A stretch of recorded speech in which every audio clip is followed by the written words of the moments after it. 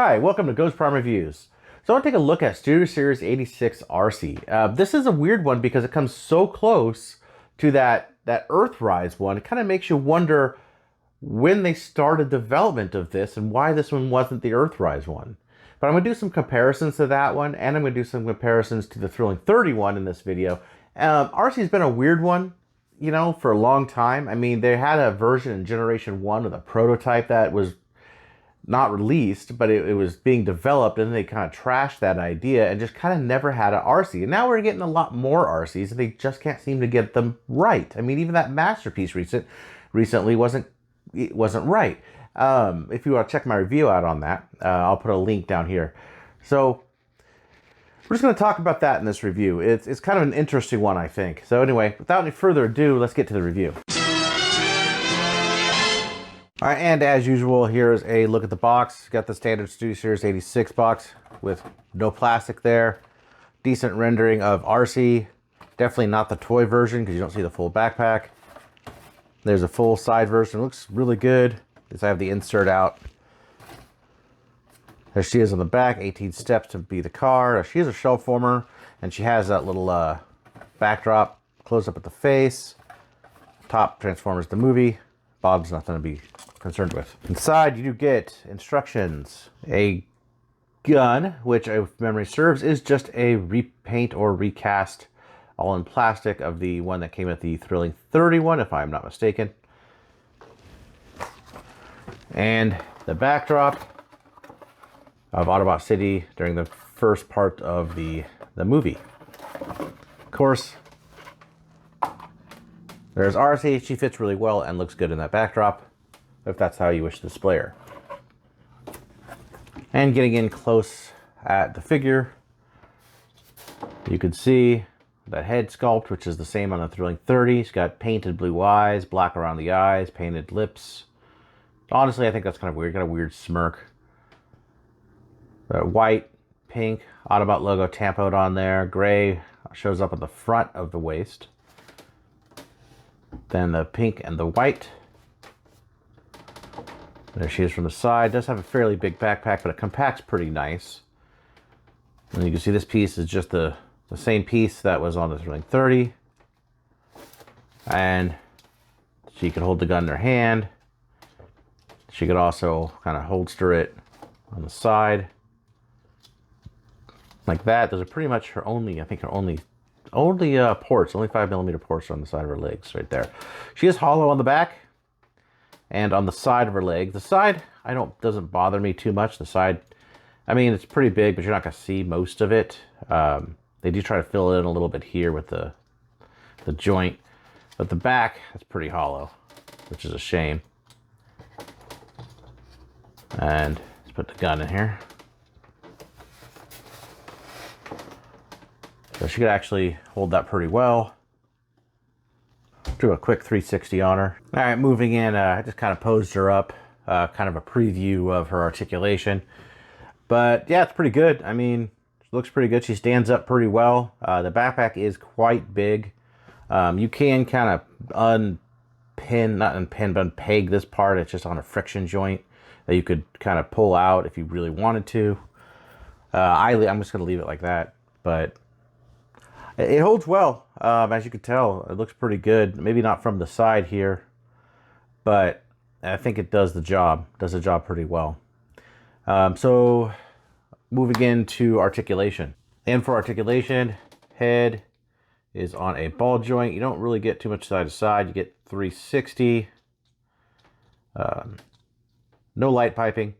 She could get really high, like look up. A little bit down, actually a lot down. She's got a good range of motion up and down and around. It's pretty good. Shoulders out to here. Bicep swivel. Definitely a way over 90 at the elbow. No wrists. She has waist 360. She has an ab crunch. One thing I do want to mention though, transformation wise, this doesn't stick in real well and comes out real easy. It doesn't actually snap in it at all. It just sort of frictions there. That's kind of a bummer, but otherwise it's not too bothersome. It holds, at least on mine. Leg out to there. forward that much. Can't go too far back because of that backpack. You'd have to kind of do that. Put her ab crunch down to get further back. And then knee over 90. And a thigh swivel. Feet up, down, and she has ankle tilt, which actually, one of the things I will show, this part here is very big and drags in alt mode, which is a shame. So I wish they could have done both, ankle tilt and not have a big, huge joint there. A quick comparison, here she is next to the recent Masterpiece version. They do very similar things with the chest as going up in this cavity here, and this one does it better. Same as the Thrilling 30 on this one. All right, and moving on. And there she is with the Thrilling 30 and the Earthrise version of the mold. Now, one thing I could say is I do like how the backpack folds up really nice against the body on the newest one. You can see here they got that flap that kind of moves that forward, and it's unsightly. And this thing, yes, you could disconnect this, but as a whole, that's what this thing looks like. And there's it with the disconnected, just to show that's still got a pretty big backpack. I guess if that does make it smaller a bit, but then you have this whole piece. So not just a shell former, but a parts former too. From the back,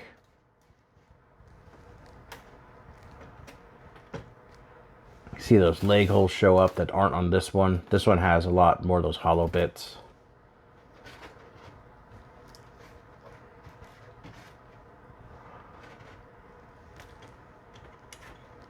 But articulation wise, this one definitely takes it out of all three. This one's got much more pronounced ankle pivot than this one does. This one does have a waist, everything else. But I think the ankle pivot kind of makes this one kind of stand out a bit more than this one. Although these two are fairly similar, this one does have some more wrist articulation than this does, so on and so forth. Now for design, this is one of the things that is very interesting. Between the three of these, they're all very different design-wise. So this is the Earthrise one. So the Earthrise, you know, you have this pelvis that is more squared off, but still has a bit of a human sort of look to it. Right there in the pelvis, like the lower belly pelvis area. And you have the chest, which is done like the cartoon, because you don't really have to have any bits for transformation, right? So you got a kind of a shelf and then straight down there, where this one and the new one, which show both, are very almost like she's wearing like a push-up bra, just to kind of fit in that little front part there, because it does share the same tooling. And there was a lot of contention, people had issues with the very like humanesque abdomen here on this one. Kind of has the belly, even like looks like a belly button, where this one is more accurate to the cartoon, where it's like really square. I think that's a good addition. As you see, the hips are in where these ones are like, she like has birthing hips because of the mechanism here to pull the hips out to become the wheels. Overall, the legs are entirely different. And even the bottom of the arms are different, but the upper arms, the shoulder piece right there and there are all the same. This piece is the same. I believe, let's see if I can get it in focus, the head sculpt is the same head sculpt too. Come on, stay in focus, camera. The neck is different, but the chest is the same. And the backpack's the same. Otherwise, this is fully new besides those bits. Like even look how the legs are done and the feet are done. Are all very different on these two. This one is still very good, especially the Legends version. So I would be, again, it's up to you which one you like better. But this one has no waist articulation, but otherwise the articulation on it is pretty good. So I think they're going for something different. In my collection, they're doing something different here. This has the black on it, makes it look she's more militant looking. Gives her a little bit more of that, you know, she's armed to the teeth. So it gives her a little more of that, that warrior vibe. And this one definitely leans hard into the movie. What's really interesting, though, is why they went from this to this. Now, I know there was a lot of audience, community reaction to this being negative. which I guess was justified. But how long has this been in development, right? So this one had to have been developed. These things take a long time to develop. I mean, it's only been what? How long has it been out? God, don't tell me. A year or two? This one had to have been thought of, at the very least, in design phase. I really don't know. I really find that interesting. We've got these out so close to one another, and they didn't just repaint this one to the Arcee. Because when this first was announced, Series 86 Arcee, I was thinking they're just going to try to make... They're just going to redo them, like reissue this one, or the Arcee version of this one, into the movie. But they didn't. They went with something that's predominantly a new mold, a new sculpt. I mean, like 85% of this thing is brand new. And they did a good job on it, especially when it comes to the articulation, or the joints, rather. How tight they all are. I mean, I want to give a real shout out to that, because they've been garbage lately. And this one's super tight, holds poses really well. I do find this very interesting, and there had to have been a bunch of meetings to be like, okay, well, we're going to do this. What are we going to do with Studio Series? We're going to have Arcee. But it also begs to another question, right? Are we going to have other characters redone in Studio Series that have been done before? Are we going to get a Studio Series Springer? That would be a third Springer. Is there going to be a Studio Series Ultra Magnus? I mean, this kind of opens the door to that. I'm not sure they'll do that, but it is kind of opening the door to that. There's been those two characters have been done a couple times now, so I don't know if they're going to do that. They're definitely wondering where they're going to go next with the Studio Series. But let's just put them together one more time here.